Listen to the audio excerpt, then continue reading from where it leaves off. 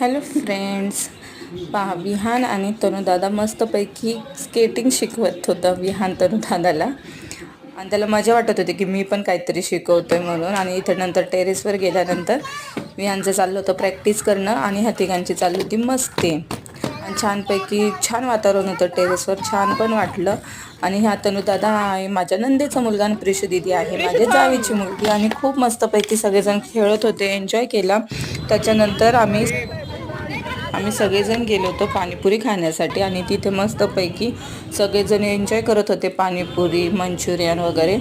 आणि मस्त फिरत फिरत सायंकाळी खूप छान पण वाटत होतं. पायी पायी गेलो होतो आणि पाणीपुरी खाल्ल्यानंतर ही मसाला पुरी तर खाल्लीच पाहिजे, त्याच्याशिवाय पाणीपुरी खायची तर काही मजाच नसते. आणि ज्यावेळेस आम्ही पुढे आलो मग नंतर पायी पायी गेलो म्हणून इतका कंटाळा आला होता. मग घरी आल्यावर फक्त आणि फक्त खिचडी भात केला, कैरी कापली तोंडी लावण्यासाठी. कैरी सोबत असली की सगळं काही चविष्टच लागतं. आणि आज सकाळी टिफिनसाठी केलं होतं चपाती, मसूरची डाळ. आणि हा जो ग्लास आहे ना, हा ग्लास फक्त आणि फक्त आमचे पप्पाच ह्यांनी चहा पितात, बाकी कोणच पित नाही. एकदा लग्न झाल्यावर मी ह्यांना चहा दिला होता, ते म्हणले ह्याच्यात का दिला, हा तर पप्पांचा ग्लास आहे. हे मला अजिबात माहिती नव्हतं.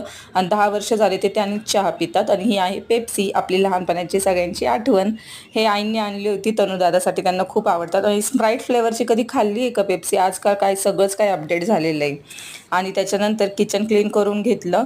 आणि फ्रीज असा पूर्ण रिकामा झाला होता म्हणून फ्रीज क्लीन करून घेतला. आणि इथं 4 जण काय ते जेलीचे चॉकलेट खात होते. आणि आता हे